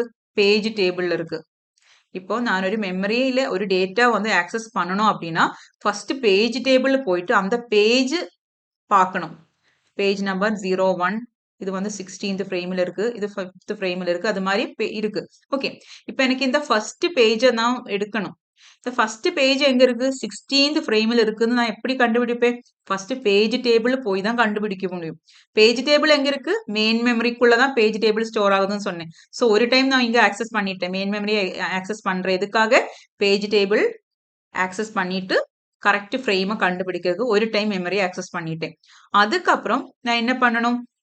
ஐ have to go to this ஃப்ரேமுக்குள்ள போகணும். இந்த ஃப்ரேமில் போனாதான், இந்த 16th ஃப்ரேமில் போனாதான் எனக்கு என்னோட டேட்டா கிடைக்கும், ரைட்? ஸோ இங்க போயிட்டு நான் மறுபடியும் மெயின் மெமரிக்கு போறேன். ஒரு செகண்ட் மெயின் மெமரி ஆக்சஸ் இங்க போயிட்டு ஃப்ரேம், நம்ம நிறைய ஃப்ரேம்ஸ் இருக்கு. எக்ஸாக்ட்லி 16th ஃப்ரேமில் போயிட்டு ஓகே இதுதான் என்னோட டேட்டா, அதை வச்சு நான் ஆக்சஸ் பண்றேன். ஓகே, ஸோ 2 மெமரி ஆக்சஸ் தேவைப்படுது. First access a page table to get the page number, get the frame number கிடைக்கிறதுக்காக நம்ம பேஜ் டேபிள் பார்க்குறோம். அதுக்கப்புறம் ஆக்சஸ் த ஆக்சுவல் டேட்டா ஒரு instruction in memory. Okay, so இது வந்து 2 மெமரி ஆக்சஸ்ங்கிறது ஒரு எக்ஸ்பென்சிவான டாஸ்க் தான். இதை அவாய்ட் பண்றதுக்காக நமக்கு டிரான்ஸ்லேஷன் லுக் அசைட் பஃபர் அப்படின்னு சொல்லிட்டு ஒரு பஃபர் இருக்கு. இது யூஸ் பண்ணனா நமக்கு இது மாதிரி 2 memory access problem solve பண்ணலாம். 2 memory access problem can be solved using a special fast lookup hardware cache called associative memory or translation look aside buffers. நம்மளோட cache memory மாதிரியே தான். ஓகே, இது வந்து ஃபாஸ்டா இருக்கும். இதுக்கு பேர் என்ன? Associative memory or translation look aside memory. Okay, இதுல என்ன இருக்கும்னா நம்ம கேஷே படிச்சுக்கும் போது சொன்னோம்ல, அது வந்து recently used page, recently used items எல்லாம் கொண்டு போய் பேஜஸ் இல்லைன்னா வந்துட்டு ரீசன்ட்லி யூஸ் ஸ்டேட்மெண்ட்ஸ் எல்லாம் கொண்டு போய் கேஷியல போடுன்னு சொன்னேன்ல, அதே மாதிரி டிஎல்பிக்குள்ள டிரான்ஸ்லேஷன் லுக் அசெட் பஃபருக்குள்ள எல்லா recently used page table entries அங்க போய் ஸ்டோர் ஆயிருக்கும். ஓகே, அப்போ என்ன பண்ணணும்னா இப்போ எனக்கு ஒரு டேட்டா ஆக்சஸ் பண்ணணும் அப்படின்னா நான் பேஜிங் யூஸ் பண்ணிட்டு இருக்கேன். எனக்கு இப்போ மெமரியில ஒரு பர்டிகுலர் டேட்டாவை நான் ஆக்சஸ் பண்ணணும்னா ஃபர்ஸ்ட் என்ன பண்றேன்னா மெமரிக்குள்ள அந்த அந்த ஃப்ரேம் நம்பர் எடுக்கணும்ல, ஃப்ரேம் நம்பர் எடுத்தாதான் அந்த ஃப்ரேம் போயிட்டு எனக்கு பர்டிகுலர் பேஜ் எடுக்க முடியும், பர்டிகுலர் டேட்டாவை எடுக்க முடியும், right? So instead of going to the மெமரியில போய் பேஜ் டேபிள் போய் அந்த ஃப்ரேம் எடுக்கிறதுக்கு பதில் டிஎல்பிக்குள்ள போனேன்னா, டிஎல்பி வந்து மெமரிக்குள்ள கிடையாது, டிஎல்பிக்குள்ள போனேன்னா எனக்கு டிஎல்பியில் ரீசன்ட்லி பேஜ் டேபிள் என்ட்ரிஸ் இருக்கும்ல, அங்க போயிட்டு இருக்கா, நான் தேட போடுற ஐட்டத்தோட பேஜ் நம்பர் இதில் இருக்கா அப்படின்னு சொல்லிட்டு நோக்கும். ஓகே, ஸோ டிஎல்பி இருக்கு. இப்போ நான் பார்க்க போற பேஜ் நம்பர் வந்து 0123.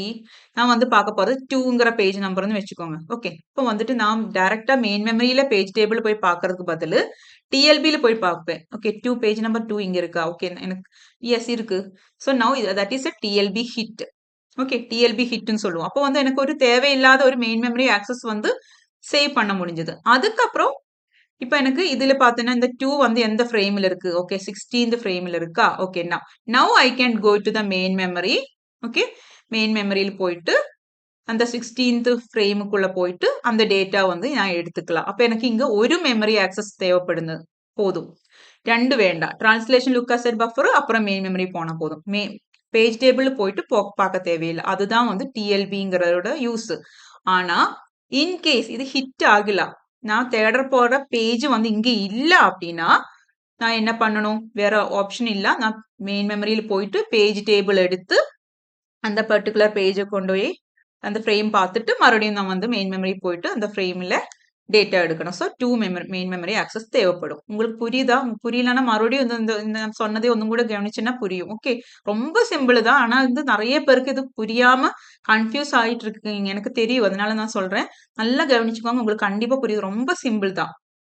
Okay, that is what translation look aside buffer. கண்டிப்பா உங்களுக்கு இது புரிஞ்சிருக்குன்னா எனக்கு கண்டிப்பா மெசேஜ் போடணும், கமெண்ட் போடணும். ஏன்னா எனக்கு எனக்கு ரொம்ப நாள் கன்ஃபியூஸ் ஆயிட்டு இருந்த ஒரு டாபிக் இது. உங்களுக்கு அது அண்டர்ஸ்டாண்ட் ஆயிடுச்சுன்னு எனக்கு ரொம்ப சந்தோஷம். இனி அண்டர்ஸ்டாண்ட் ஆகலனாலும் பரவாயில்ல. நான் மறுபடியும் வேணும்னா இன்னொரு கிளாஸ்ல எக்ஸ்பிளைன் பண்றேன். கண்டிப்பா உங்களோட கமெண்ட் போடுங்க. Okay, okay. ஸோ நம்ம கொஸ்டின்ஸ் கொஞ்சம் பார்க்கலாம். So this is what translation look aside buffer. அதோட அட்வான்டேஜ் புரிஞ்சிருக்குல்ல? ஓகே, நவ் ரன் 30th ஸ்லைடா, டோட்டல் 46 ஸ்லைடு இருக்கு. இனி இருக்கிறது எல்லாமே கொஸ்டின்ஸ் தான். Run time mapping from virtual to physical address is done by. அதாவது virtual means what? virtual means logical. Logical to physical அட்ரஸுகளோட மேப்பிங் வந்து யாரு பண்ணுவாங்க? நமக்கு தெரியும் இல்ல? Memory management unit. It's a hardware unit. Now, if a higher priority process arrives and wants a service, the memory manager can swap out the lower priority process to execute the higher priority process. Okay, ஒரு higher priority process வரும்போது automatically lower priority ப்ராசஸ்னா என்ன பண்ணும்? Swap out பண்ணும் சொன்னோம்ல. இதுக்காக இந்த higher priority ப்ராசஸை execute பண்றதுக்காக. when the higher priority process finish பண்ணும்போது மறுபடியும் அந்த வெளியில அனுப்பினவங்கள திருப்பி இங்க கூட்டிட்டு வந்துருவாங்க. ஸ்வாப் பேக் பண்ணுவாங்க. இந்த ப்ராசஸ் நம்ம என்ன சொல்லுவோம்? நான் கிளாஸ்ல டிஸ்கஸ் பண்ணேன். ஆப்ஷன்ஸ் பார்த்துட்டு சொல்லுங்க. உங்களுக்கு கரெக்டா கிடைச்சிருக்குன்னு நான் எக்ஸ்பெக்ட் பண்றேன். Roll out and roll in. Okay, next, when the memory allocated to a process is slightly larger than the process, then what? Memory allocate ஒரு ப்ராசஸ்க்கு மெமரி அலோகேட் பண்ணிருக்கு. ஆனா அவங்களுக்கு தேவைப்படுறத விட அதிகமான லார்ஜர் ப்ராசஸ் வந்துட்டு அந்த சைஸ் வந்து அலோகேட் பண்ணிருக்குன்னா என்ன ஃப்ராக்மெண்டேஷன் வரும்? இன்டர்னல் வருமா, எக்ஸ்டர்னல் வருமா? கரெக்டா ஆன்சர் கிடைச்சிருக்கா? இன்டர்னல் ஃப்ராக்மெண்டேஷன்ல இந்த கிளாஸ் நல்லா புரிஞ்சிருக்குன்னா ஈஸியா ஆன்சர் பண்ண முடியும். Okay, if there are 32 segments with 1 KB size, the logical address is of dash bits. 32 segments இருக்கு. ஓகே, 32 segments இருக்கு. அது ஒவ்வொரு செக்மெண்ட்டும் எத்தனை சைஸ் இருக்கு? 1 KB இருக்கு. ஓகே, 32 செக்மெண்ட் அப்படின்னா ஒவ்வொரு செக்மெண்டையும் ரெப்ரசன்ட் பண்றதுக்கு எத்தனை பிட் தேவைப்படும்? 32 அப்படின்னா 2 power 5 தான் 32, ரைட்? ஸோ 5 பிட்ஸ் தேவைப்படும். இதுக்காக 32 செக்மெண்ட்டை வந்து ரெப்ரசன்ட் பண்றதுக்காக. ஓகே, அதுல 32 செக்மெண்ட்டை ரெப்ரசன்ட் பண்றதுக்காக 5. இதுல ஒவ்வொரு செக்மெண்ட்டும் 1 KB சைஸ் இருக்கு. அப்ப 1 KB சைஸ் 1 KB அப்படின்னா 1024 அப்படின்னா 2 power 10, right? So 10 bits 1 KB size represent பண்றதுக்கு 10 பிட்ஸ் தேவைப்படுது. ஸோ 5 + 10 டோட்டலா 15 வந்து இதோட லாஜிக்கல் அட்ரஸா இருக்கும். ஓகே, ஸோ இப்படி இருக்கும். நமக்கு என்ன படிச்சிருக்கோம்? 32 segments 1 KB size. So page number 32, page number is 32. இப்போ இந்த லாஜிக்கல் அட்ரஸ் நம்ம எழுதணும். எத்தனை பேஜஸ் இருக்கு? 32 பேஜஸ் இருக்கு. ஸோ 5 வேணும். அப்புறம் எத்தனை ஒவ்வொன்றும் பேஜ் சைஸ் செக்மெண்ட் சைஸ் என்ன? 10. ஸோ டோட்டல் 15 இருக்கு இதோட logical address space. Next, consider computer system with 32-bit logical address. Okay, நம்ம இந்த மாதிரி கொஸ்டின் வரும்போதே டைரக்டா வரைச்சிடலாம். நம்ம லாஜிக்கல் அட்ரஸ் ஸ்பேஸ் கொடுத்துருக்காங்க. எத்தனை பிட்? 32 பிட் இருக்கு. அதுல 4 KB page size. Page size 4 KB. அப்ப நமக்கு தெரியும் பேஜ் சைஸும் இருக்கு, பேஜ் நம்பரும் இருக்கு. Number of pages and page size இதுதானே ஒரு அட்ரஸ் அப்படின்னா பேஜ் சைஸ் வந்து 4 KB கொடுத்துருக்காங்க. 4 KBன்னு என்ன 2 ஸ்கொயர் இன்டூ 2 பவர் 10 தான் வந்து 4 KB ரைட். 2 ஸ்கொயர் தான் 4 அப்புறம் 2 பவர் 10 தான் கேபின்னா. ஸோ 4 இது அப்போ எத்தனை இருக்கு எத்தனை பிட் வேணும் 12 பிட் 12 பிட்ஸ் தேவைப்படுது ஃபார் த பேஜ் சைஸ். அப்போ நமக்கு தெரியும் லாஜிக்கல் அட்ரஸ் ஸ்பேஸ் அப்படின்னா லாஜிக்கல் அட்ரஸ்னா பேஜ் சைஸும் இருக்கும் பேஜ் சைஸ் இல்லைன்னா ஆஃப்செட்னு சொல்லலாம். கன்ஃபியூஸ் ஆகக்கூடாது. பேஜ் செட் ஆஃப்செட் ரெண்டும் சொல்லலாம். அப்புறம் இங்க என்ன number of pages number of pages. Okay இப்போ பேஜ் சைஸ் நமக்கு தெரிஞ்சிச்சு எத்தனை பிட் வேணும் 12 பிட் வேணும்னு தெரியும். நமக்கு டோட்டல் அவங்க கொடுத்திருக்காங்க 32 பிட் டோட்டல் வந்து 32ன்னு கொடுத்திருக்காங்க. அப்ப இந்த நம்பர் ஆஃப் பேஜஸ் எத்தனை இருக்கும் how many entries will be how many entries கேட்டிருக்கிறேன்னா எத்தனை என்ட்ரிஸ் இருக்கு எத்தனை பேஜஸ் இருக்கு டோட்டல் 32 அதுல 12 வந்து இதுக்கு போயிருக்குன்னா remaining 20 is for entries 20 is for number of pages. Got it? So answer is 2 power 20. Next in the cache in the TLB hit பத்தி related இருக்கிற question. If it takes 100 nanoseconds to access memory and 80% of memory operation is a TLB hit, then find the effective memory address. நமக்கு தெரியும் TLB is helping us to overcome the 2 memory access right. அது cut பண்ணிட்டு ஒரு ஆக்சஸா பண்ண முடியும் if it is a hit meansல. அப்போ வந்துட்டு நமக்கு மெமரி ஆக்சஸ் வந்து கம்மியா இருக்கும். அப்போ இது TLB வந்துருச்சுன்னா வந்துட்டு எஃபெக்டிவ் மெமரி ஆக்சஸ் கண்டுபிடிக்கிறதுக்கு எப்படி TLB hit into இதுதான் equation hit ratio into TLB hit into ஒரு ஹிட் இருந்தனா ஒரு மெமரி ஆக்சஸ் போதும் இல்ல. So 1 into memory access. அப்புறம் ஹிட் வந்து 80% அப்படின்னா வந்துட்டு 80% டைமும் வந்துட்டு ஹிட்டா இருக்கு. அப்ப மீதி 20% டைம் வந்துட்டு மிஸ் ஆகுது இல்ல. அந்த 20%க்கு வந்து எத்தனை ஆக்சஸ் தேவைப்படுது 2 பிராവശ്யம் மெமரி ஆக்சஸ் தேவைப்படுது. So miss ratio into 2 into எத்தனை time memory time. Okay so hit ratio என்ன 80. ஸோ 80% போது நம்ம எப்படி எழுதுவோம் 0.80 இன்டு ஹிட் ஆகும்போது ஒரு மெமரி போதும் ஒரு பிராവശ്யம் ஆக்சஸ் பண்ணா போதும் 1 இன்டு மெமரி டைம் என்ன 100. ஓகே 0.80 into 1 into 100 plus அப்புறம் இது ஹிட் ஆகும்போது மிஸ் பார்ட் எவ்வளோ இருக்கு மீதி 100 minus 80 20 இல்ல. ஸோ 0.20 into எத்தனை பிராവശ്யம் மெமரி ஆக்சஸ் பண்ணணும் மிஸ் ஆகும்போது 2 times 2 into மெமரி டைம் என்ன ஒவ்வொரு டைமும் பண்ணணும்னா 100 nanosecond வேணும். ஓகே ஸோ இது கால்குலேட் பண்ணுங்க 0.80 into 100னா என்ன 80 right plus 20 into 2 means 40 0.40 into 100 means 40. So total is 120 nanoseconds. இப்படிதான் இது பண்ணணும். Okay. Next is consider a machine with a 64 MB physical memory and a 32 bit virtual address space. உடனே நீங்க என்ன பண்ணணும் தெரியுமா இப்ப ரெண்டும் கொடுத்திருக்காங்க physical memoryயும் கொடுத்திருக்காங்க virtual memoryயும் கொடுத்திருக்காங்க. அப்ப நான் இது physicalக்காக வைக்கிறேன். And this one is for virtual na enna logical address space. Okay physical எத்தனை சொல்லிருக்காங்க 64 MB 64 அப்படினா என்ன 64 means 2 power 6 is 64. Then MB means what 2 power into கொடுக்கணும் into and MB means what 2 power 20. இதெல்லாம் உங்களுக்கு தெரியும் நான் எக்ஸ்பெக்ட் பண்றேன். KB means 10 MB means 20 GB means 30 இதெல்லாம் கண்டிப்பா தெரியணும். ஓகே சோ இங்க 20 இங்க 6 அப்ப டோட்டல் எத்தனை வருது 26 பிட்ஸ் தேவைப்படுது ஆருக்காக பிசிக்கல் அட்ரஸுக்காக. பிசிக்கல் மெமரின்னு கொடுப்பாங்க இல்லைன்னா கொஸ்டின்ல வந்துட்டு வெறும் மெயின் மெமரின்னு கொடுத்தாலும் பிசிக்கல் தான். 32 பிட் virtual address 32 பிட் டைரக்டா பிட்டா கொடுத்திருக்காங்க. அப்ப வந்து நம்ம டைரக்டா அதை எழுதிடலாம். இங்க வந்து பிட்டா கொடுக்கறதுக்கு பதில் டோட்டல் இது கெப்பாசிட்டி கொடுத்திருக்காங்க. அப்ப நம்ம பிட்டா மாத்தணும். ஓகே அதுதான் நான் இப்ப பண்ணிருக்கேன் 26. Okay now page size 4 KB. அப்ப பேஜ் சைஸை பத்தி சொல்லும் போது நம்ம டைரக்டா லாஜிக்கல் அட்ரஸ் ஸ்பேஸ்ல வரணும். ஏன்னா அங்கதானே பேஜுங்கிற டேர்ம் வருது. ஃப்ரேம் அப்படின்னு கொடுத்தாதான் நம்ம பிசிக்கல் அட்ரஸை பத்தி பார்க்கணும். புரியுது இல்ல ஓகே பேஜ் சைஸ் 4 KB. அப்புறம் இன்னொரு வெரி வெரி இம்பார்ட்டன்ட் நான் சொல்ல மறந்துட்டேன். பேஜ் சைஸும் ஃப்ரேம் சைஸ் சொல்லியிருக்கேன் முன்னாடி பட் இந்த நியூமரிக்கல் சொல்லும் போது சொல்லணும்ல page size and frame size will be always same right. நம்ம ஈக்குவலா தானே ஃப்ரேமும் வந்து டிவைட் பண்றோம் சொன்னல. அப்ப பேஜ் சைஸ் 4 KBன்னா என்ன 4 KB மீன்ஸ் 10 இங்க ரெண்டும் வருது 12 பிட்ஸ் வருது இல்ல 2 ஸ்கொயர் பிளஸ் 2 பவர் 10 12.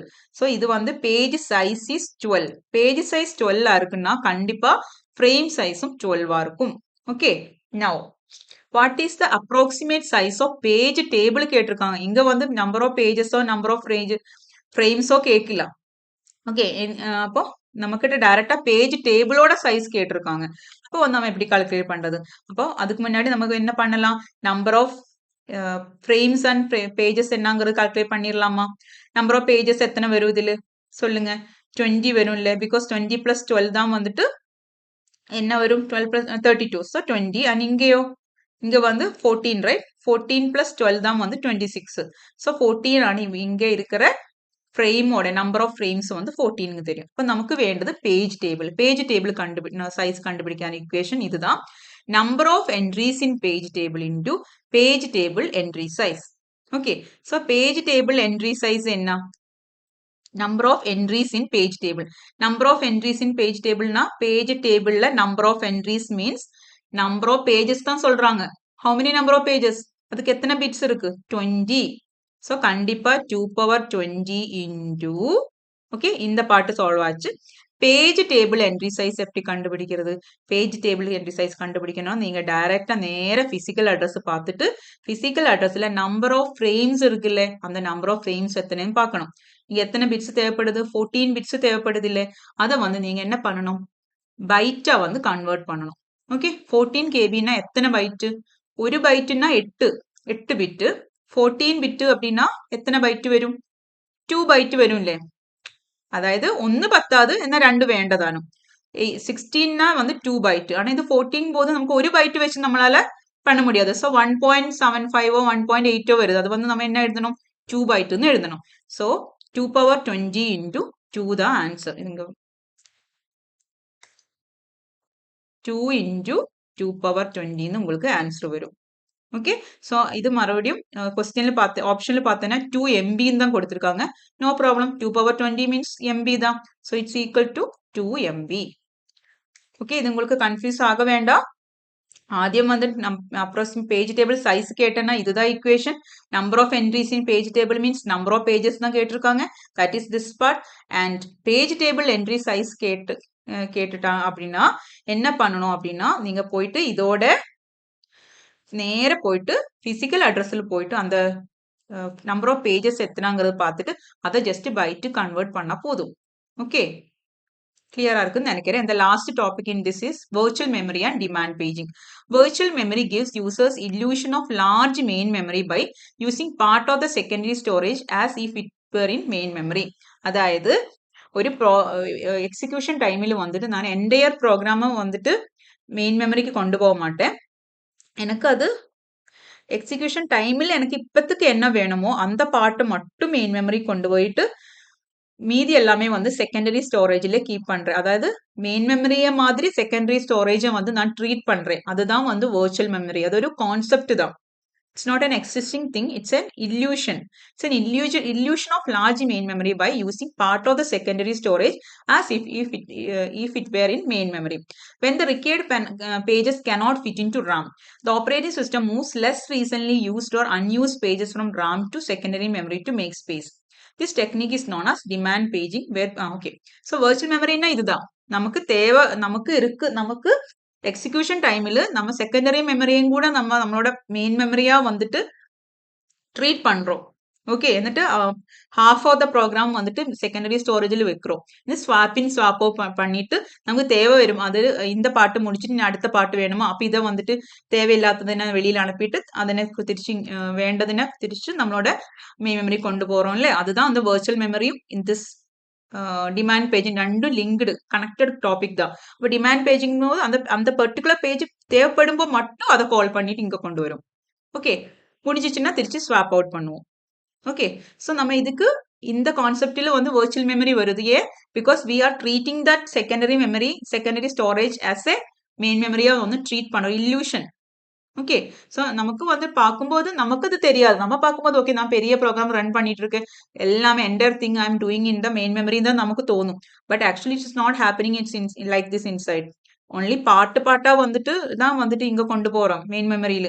மீதி எல்லாமே அங்கேயே தான் வச்சுட்டு இருக்காங்க. தேவைப்படுமோ மட்டும்தான் இங்க கொண்டு வந்துருக்கு. Because here main memory small size, இங்க ஸ்பேஸ் இல்ல அதனால. ஓகே. இது வந்து கனெக்டட் டாபிக் தான். This technique is known as demand paging where pages are loaded only when needed. Okay. இங்க வந்து பேஜ் ஃபால்ட் அப்படின்னா வந்துட்டு அந்த பர்டிகுலர் பேஜ் இருக்கா மெமரியில் இருக்கான்னு பார்க்கும்போது இல்லன்னா பேஜ் ஃபால்ட் ஆகும். அப்ப போய் நம்ம அங்க போயிட்டு எடுத்துட்டு வரணும். செகண்டரி பேஜ் மெமரியில இருந்து எடுத்துட்டு வரோம். ஓகே. அதுதான் இது வந்து பேஜ் ஃபால்ட் பேஜ் உங்களுக்கு தெரியும் இல்லையா பேஜ் ஃபால்ட். அதை பத்தி எல்லாம் நம்ம நெக்ஸ்ட் கிளாஸ்ல வந்து நம்ம படிப்போம். Okay. Now, steps in demand paging. Okay, demand pagingல steps என்னன்னு பார்க்கலாம். CPU tries to access a page. Okay. ஒரு பேஜ் ஆக்சஸ் பண்ண ட்ரை பண்றாங்க. மெயின் மெமரியில் இருக்கான்னு செக் பண்ணும்போது இல்ல. மெயின் மெமரியில் இல்லாகும் போது என்ன ஆகும்? பேஜ் ஃபால்ட் ஒக்கர் ஆகும். ஓகே. பேஜ் ஃபால்ட் ஒக்கர் ஆயிடுச்சுன்னா என்ன நடக்கும் தெரியுமா? ஒரு சிக்னல் வந்து ஒரு இன்டரப்ட் வந்து OSக்கு அனுப்பும். ஓகே. இந்த பர்டிகுலர் பேஜ் இல்லாகும் போது ஒரு சிக்னல் அனுப்பும். அதுதான் interrupt. OS moves the process to அந்த அந்த ஒரு இப்போ ஒரு ப்ராசஸ் P1ங்கிற ப்ராசஸ் நடந்துட்டு இருக்குது. அப்போ வந்து இது பர்டிகுலர் ஒரு பேஜ் இல்ல. பேஜ் இல்லாத போது இன்டரப்ட் நடக்குது. இன்டரப்ட் ஆகி இந்த P1 கொண்டு என்ன பண்ணும்? பிளாக்டு ஸ்டேட்லோடு கொண்டு போகும். நம்ம தானே படிச்சிருக்கோம். ஏதாவது இன்டரப்ஷன் நடக்குதுன்னா இன்புட் அவுட்புட் ஆப்ரேஷன்ஸ் தேவைப்படுதோ இல்லைன்னா வேற ஏதாவது காரணத்தினாலோ எல்லாம் வந்து பிளாக் ஸ்டேட்டுக்கு கொண்டு போகும் நம்ம படிச்சிருந்தோம்ல. எஸ், பிளாக் ஸ்டேட்டுக்கு போயிருக்கு. நான் ரிகேர்ட் அப்ப என்ன பண்ணணும்? இப்ப பேஜ் ஃபால்ட் நடந்திருக்கு அப்படின்னா செகண்டரி ஸ்டோரேஜில் இருக்கு. அது அந்த பேஜ் செகண்டரி ஸ்டோரேஜில் இருக்கு. அதை கொண்டு போய் நம்ம இங்க கொண்டு வரணும். டிமாண்ட் பேஜிங் இதை வந்து நமக்கு இது தேவைப்படுது. நான் வந்து எடுக்கிறேன் ரேமுக்கு கொண்டு வரேன். ஓகே. அதுக்காக நம்ம சம் அல்கோரிதம் யூஸ் பண்ண வேண்டியதா இருக்கு. ஓகே. LRU, FIFO அப்படின்னு சொல்லிட்டு பேஜ் ரீப்ளேஸ்மெண்ட் அல்கோரிதம் தேவைப்படுது. அது எதுக்காக யூஸ் பண்றோம்? பிகாஸ் எனக்கு எந்த பேஜை கொண்டு போய் ரீப்ளேஸ் பண்ணுங்கிறது நான் டிசைட் பண்ணணும். பல ரீசன்னால எனக்கு இந்த பேஜை வந்து வெளியில அனுப்பக்கூடாது. பிகாஸ் நெக்ஸ்ட் எனக்கு இது தேவைப்படும். இந்த பேஜ் எனக்கு இன் ஃபியூச்சர்ல தேவைப்படுதுன்னா நான் அதை ரீப்ளேஸ் பண்ண மாட்டேன். தேவையில்லாத பேஜை தான் ரீப்ளேஸ் பண்ணணும். இதுக்காக எல்லாம் அல்கோரிதம் தேவைப்படுது. நான் நெக்ஸ்ட் கிளாஸ்ல படிப்போம். ஓகே. அதெல்லாம் பார்த்துட்டு அவங்கள வந்துட்டு வெளியில அனுப்புவாங்க. அதுக்கப்புறம் page table is updated with the new frame location. இதுக்கப்புறம் பேஜ் டேபிள் அப்டேட் பண்ணும். OS return the process to the ready state. அதுக்கப்புறம் பிளாக் ஆயிருப்ப நமக்கு பேஜ் ஃபால்ட் நடந்தது, பிளாக் ஆயிருச்சு. அப்புறம் பேஜ் ரீப்ளேஸ்மெண்ட் அல்கோரிதம் யூஸ் பண்ணி பேஜை திருப்பி கொண்டு வந்தாச்சு. அதுக்கப்புறம் அந்த பிளாக் ஸ்டேட்டை கொண்டு போய் என்ன ஆக்கும்? ரெடி ஸ்டேட்டுக்கு மாத்தும். இதுதான் வந்து ஸ்டெப்ஸ் நடக்குது. இது ஏதோ ஒரு கொஸ்டின் பேப்பர்ல நான் பார்த்தேன். இந்த மாதிரி ஒரு என்ன சொல்லும் சீக்வன்ஸ் கொஸ்டின் மாதிரி. Okay. So this is what happening in the virtual memory demand paging concept. Okay. உங்களுக்கு ஓரளவுக்கு இது கிளியரா இருக்கும்னு நான் எக்ஸ்பெக்ட் பண்றேன். கண்டிப்பா இந்த கிளாஸோட கமெண்ட் நீங்க போடணும். உங்களுக்கு கிளியரா இருக்கா, எந்த டாபிக்ல கன்ஃபியூஷன் இருக்குங்கிறதெல்லாம் கொஞ்சம் மென்ஷன் பண்ணனா நான் ரெக்டிஃபை பண்ணி உங்களுக்கு நெக்ஸ்ட் கிளாஸ் நல்லாவே கொடுத்துறேன். Okay. So thank you so much and take care.